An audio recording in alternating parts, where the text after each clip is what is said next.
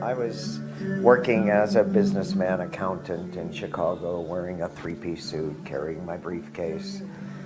And I would go regularly for breakfast at the Sheraton Hotel coffee shop. And I walked in one morning, and sitting in my usual seat at the counter was this hippie, wild-looking clothes, big wild hair.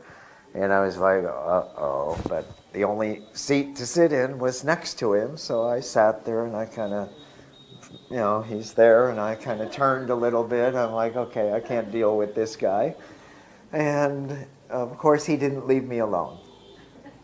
And he started asking me questions. I finally asked him a question. I said, so what do you do? And he said, oh, I'm getting ready to go to India. And I'm like, why? And he says, to meet my guru, Neem Karoli Baba. I burst into tears right then and there. And that's the first time it occurred to me, oh, I could go there and meet him. So I did decide I'd go to India. And this was in May of '73. I bought a ticket to go, and 3 days before I was to leave, my father passed. So I canceled my trip. And I bought another ticket to go to arrive in India on September 15th, 1973. And on the 12th, I received a telegram. The only telegram I've ever received in my life was from a devotee in India saying that Neem Karoli Baba had left his body. And I ripped that ticket up into tiny shreds and didn't come to India for many years. I did get caught in a lot of suffering and unworthiness. Of course, it's like, it's all about me.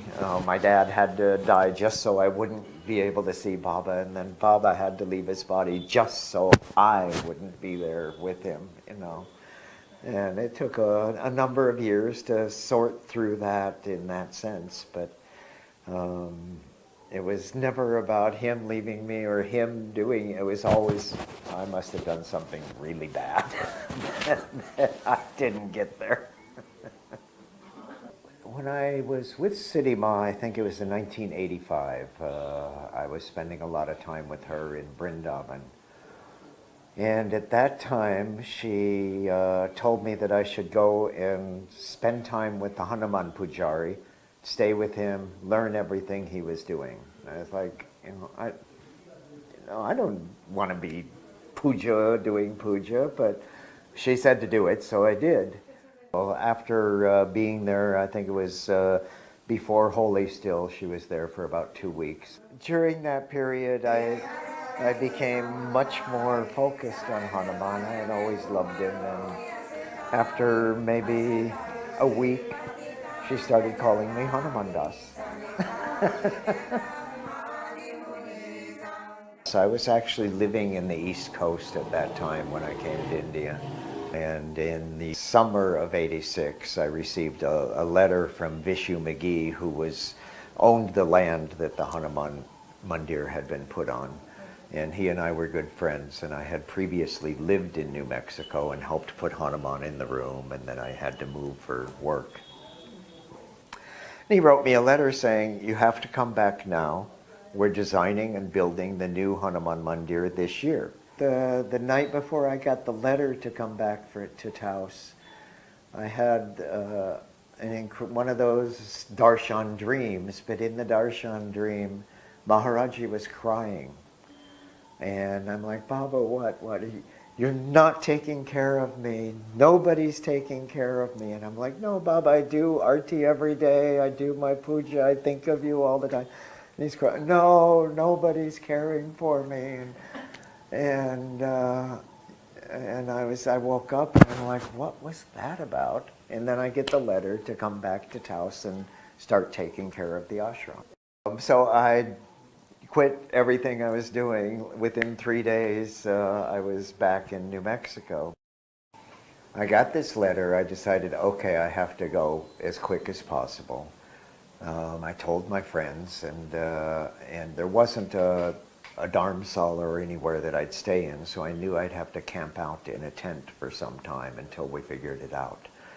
And I told this to a friend of mine, and she said, oh, well, I've got a friend who is a distributor for tents. Let me take you to visit him. She's totally just a straight woman, nothing to do with God or guru. And on the way there, she says, oh, do you mind if I stop at the bank and then we'll go? And I'm like, sure. So I sat in the car. She went in the bank. And after about 5 minutes, she comes running out. She's like, get out of the car, get out of the car. And I'm like, oh my God, what's wrong? And I get out of the car and she couldn't speak. She was just going like this. And I look and there's an old man with his head down putting his key in the car. And he lifts his head up and I swear it was Baba. I mean, it was so much Baba that my mind didn't do anything. I was on the ground, full danda pranam, like that. And so finally I get up and I'm like, oh, and he was already driving away. We get in the car, we were both speechless. She drives me to where the guy has the tent. He has a lot of them. I pick one out. I ask him how much and he says $300. So I go to reach in my pocket and she goes, no, no, no. She says, I wanted to go to the bank so I could draw some money out to pay for your tent. And I'm at the counter thinking in my head, should I get 150 or 300? The man next to me turns to me and says 300. And she said, I write that down, hand it to her, and I realized that that's the man in all the pictures in your house. And she said, that's when she came running out. So she said, your Baba told me to get $300 to pay for your tent. Wow. For many years, after Hanuman first came to America, I was involved in making it into a temple and an ashram and lived there and took care of things. I was getting ready to leave to fly away that day to go visit my family. And I'm sitting there in a lungi and a t-shirt, and the policeman comes in, and I'm like, okay. And he says, oh, I have a warrant for your arrest. And I'm like, that's impossible. He says, no, I haven't. And I said, well, can I see it? And he, no, it was on the radio. They told me that they had you in their records. So I'm like, okay. And he said, you have to come with me. And I said, well, let me go change into some clothes. And I went and I put my clothes on. And I come back out. And I had a nice size picture of Neem Karoli Baba in my kitchen. And he was standing in the kitchen. And when I come back out, he's standing there like frowning and staring at this picture. And he turns to me, he goes, where is this guy? And I'm like, well, that's my guru, and he died in 1973. Don't give me that crap. And I go, no, really, he died. No, I see him down on the plaza, and every time he's got that blanket on, and I think I have to go and see who he is, and he turns a corner and he's disappeared. So I'm like, well, actually, he left his body. He never came to America, and but people say that that's how that he does that. So they took me to the jail, and I said, well, can I bail out? Or can I, and they're like, oh no, the bondsman is gone already. It's too late. And it was a weekend, so I would have had to stay for the whole weekend in jail. And just as he said that, some man walks through and he says, oh, I was just coming back to get my keys. He needs a bond.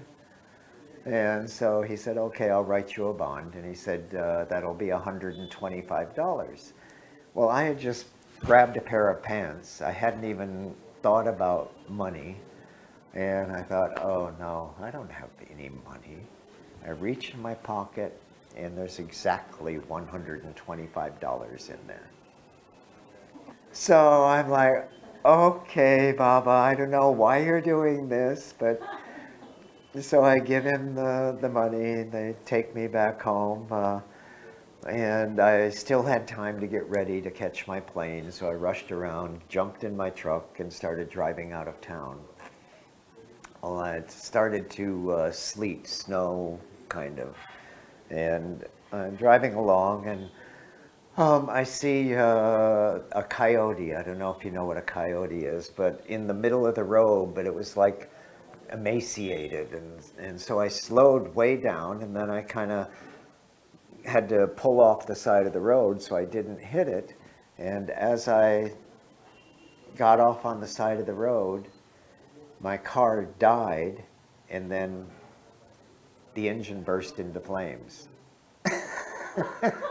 So I'm like, okay. And I was like thanking the coyote because had it not, Oh my God. I would have been driving along, and who knows, on an icy road when that happened, anything. And so I thanked the coyote and thanked Baba.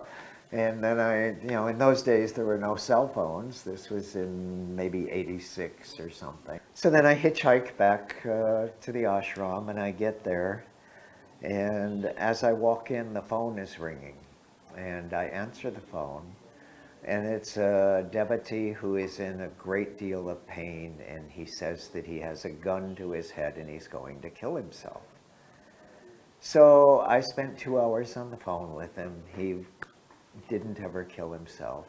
And I think to myself, did you do all of this for that devotee just so I would not take my trip and be here to answer the phone and talk him through it? And so, I mean, who knows what Baba's ways are? I mean, the policeman seeing him in town, what was that about? Well, the next day I went to check on my arrest, and they said, oh, that was some big mistake. There's nothing in the system about you. And I'm like, okay, I figured that was the case.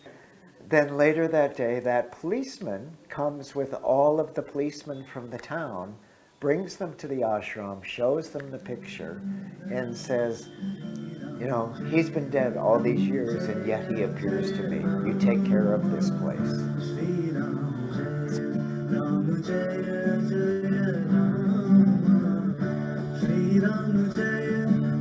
Jaya